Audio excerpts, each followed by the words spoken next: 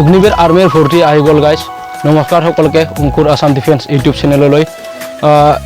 এই চেনেলত আপোনালোকে পাব Assam police, SSGD, army, Agniveer, forest guard আদি ডিফেন্সৰ সৈতে জড়িত চাকৰিৰ নতুন নতুন আপডেট পাই থাকিবলৈ এই চেনেলটো ছাবস্ক্ৰাইব কৰক আৰু ফেচবুকত যদি চাই আছে ফলো কৰিব একেবাৰে নাপাহৰিব।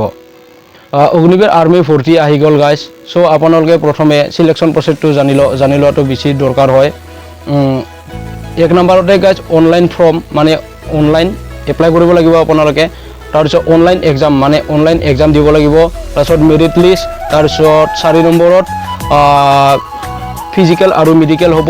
তাৰপিছত 5 নম্বৰত ফাইনেল মেৰিট হ'ব। মানে এই 5টা চিষ্টেমত অগ্নিবীৰ আৰ্মিৰ অনলাইন অগ্নিবীৰ আৰ্মিৰ প্ৰচেছটো চলে মানে এই 5টা চিষ্টেমতে। চ' আপোনালোকে ভিডিঅ'টো শেষলৈ চাই থাকিব। 2026 আৰ্মি অগ্নিবীৰ কৰিবলৈ বয়সৰ সীমাটো গাইজ 17.5 পৰা 21 বছৰৰ ভিতৰত হ'ব লাগিব। ডেট অফ বাৰ্থটো কেতিয়াৰ পৰা কাউণ্ট কৰা হ'ব এইটো শুনি লওক গাইজ।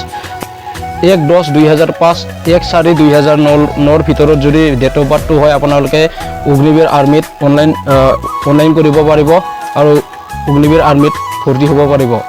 যদি আপোনালোকৰ মানে কি বুলি কয় 1/10/2005 আৰু 1/4/2009 ভিতৰত ডেট অফ বাৰ্থটো হয়। 2006, 2007, 2008 ভিতৰত যদি ডেট অফ বাৰ্থটো হয় তেনেহ'লে অনলাইনটো কৰি ল'ব পাৰিব। আপোনালোকে অগ্নিবীৰ হ'ব পাৰিব এইবাৰ।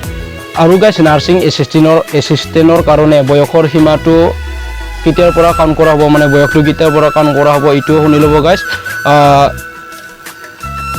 1 অক্টোবৰ 2003 পৰা 1 অক্টোবৰ 2009 ভিতৰত যদি ডেট অফ বাৰ্থটো হয় তেনেহ'লে নাৰ্ছিং এছিষ্টেণ্টৰ কাৰণে অনলাইন কৰিব পাৰিব। আৰু এই অনলাইনটো কেতিয়াৰ পৰা ষ্টাৰ্ট হ'ব গাইজ 1 ফেব্ৰুৱাৰীৰ পৰা ষ্টাৰ্ট হ'ব। আৰু আপোনালোকৰ বেছিদিন হাতত নায়ে। চ' আপোনালোকে ভালকৈ প্ৰেক্টিছ কৰক আৰু তাৰ পঢ়াটো ভালকৈ গুৰুত্ব দিয়ক। আৰু আপোনালোকে শুনি লওক কোনটো পোষ্টৰ কাৰণে কিমান পাছ লাগে মানে কিমান পঢ়া লাগে এইটো শুনি ল'ব।